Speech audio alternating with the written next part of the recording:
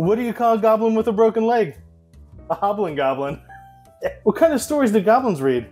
Fairy tales. What is it called when a gang of goblins takes control of an airplane? A terrifying experience. Tonight, when with the beard, we're reviewing Goblin Vaults!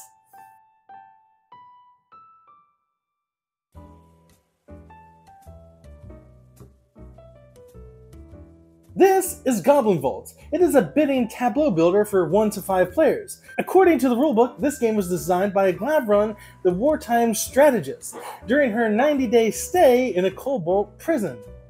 She must have committed horrible war crimes.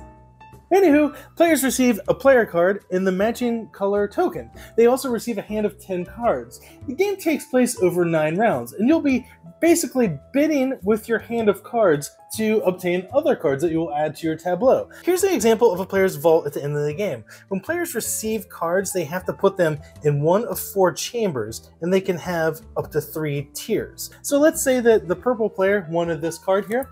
They might bid this blue 7. They put their player marker on there to symbolize that that's what they bid. Well, let's say the green player, they may want that same card. So they played a green 1. Now, notice how there's this card on top here. This card is known as the warden card. And this kind of sets a trump or a wild suit for bidding. So right now, all the green cards are kind of a trump suit. So in this instance, green actually outbid the purple player's bid because all the green cards are worth more. So let's say the blue player, they may bid on this card here. They put their token on there, symbolizing that's their bid. Now let's say the red player plays this card, bidding on that same card that the blue player bid on. They put their token on there. Now since they bid a lower value, 7 is higher than 1, and this is a blue card, it's not a green card, matching the warden card, they did what they call an underbid. So now the red player has to put one of their gears on the card of the highest bid. The goal of the game is to end with the most gears. So playing cards in underbidding can be a risky strategy because you're giving up valuable points at the end. Because at the end of the game, whoever has the most gears wins. Now there's a whole bunch of different calculations that will go down at the end of the game once players are finished building their tableau as to what their final gear count will be. So now resolving this bidding phase here, we look and see which bid was the highest. So the green player, they bid a green card, which is the trump suit, so they have the highest bid here. So they take back their marker and the card that they were bidding on. Now, this card, which was the winning card, now replaces that card that was up for auction. And now the purple player, since they didn't win the bid, they just received their token back along with the card that they bid. Over here, the blue player has the highest bid, so they receive their token back and the card that they bid on. And then the card that they bid with, along with that gear that was on there, now becomes the next card available up for auction. And then the red player, they receive back their token and the card that they bid with. So that can be a legit strategy in winning the different cards that are up for auction, but also in losing intentionally if the card that you have in your hand would fit nicely into your tableau. And players continue to do that for 9 rounds, and at the end of the 9th round, players calculate the score based on what they have collected in their tableau, and the player with the most gears is the winner. So at the end of the game, players will score 1 point per icon of the matching tier. So this card here has an icon of tier 1, so they would score a point for that. They would score another point for that one. This one, they will score 2 points for every matching card in tier 2, so they score another 4 points here. And then you'll score 3 points for every matching icon in tier 3, so they would score 6 points for that one. Players also will receive 2 points for matching cards of their faction type. So this red player here would score an additional 2, 4, 6 points on top of their score. So players at the end of the game will compare their vault to the gold cards. So here, the cluster, players score points for having sequences.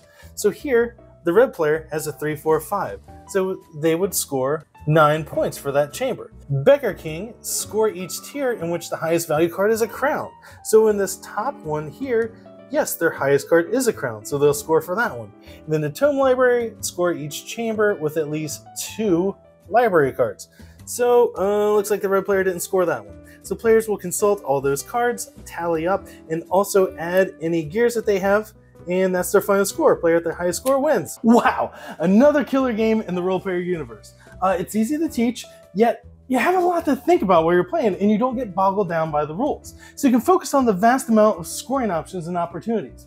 It's almost like a card-driven point salad game because there's just so many ways to score points. The position of your cards in your vault, the scoring cards, and the cards matching your specific faction. And it comes with a ton of scoring cards, giving a lot of replay value. So you can mix it up a lot every time you play. The art is good. The cards and the wooden tokens are great. The mat is an add-on. It was like $10, but it's not 100% necessary, but in my opinion, it's worth it because I think it's a great game.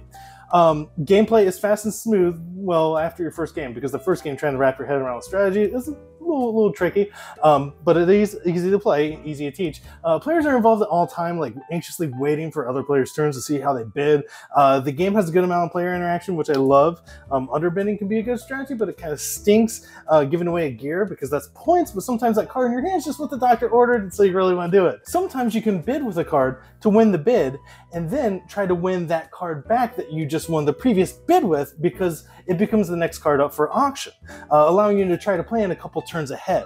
The flexibility with the warden actions, when you play a matching card of the matching warden suit, you also get to take or have the option to take a warden action, and those are drawing an extra card, which can be very helpful, or rearranging one of the cards in your vault, which can be probably even more helpful and reward you with some more points at in-game scoring. The game plays well at all player counts. The two-player bot works way better than I thought it would. The bot is simple, and it adds a little more depth and chaos to a kind of what might be stale two-player game. Obviously, the game is better with more players, but I will still play it at 2 players. It works. It's great at 5. It's just a fantastic game. It's definitely staying in the Beard's collection, and if you found this entertaining or informative, please consider clicking that subscribe button and that notification bell. And again, thanks for watching another episode of Rolling with the Beard.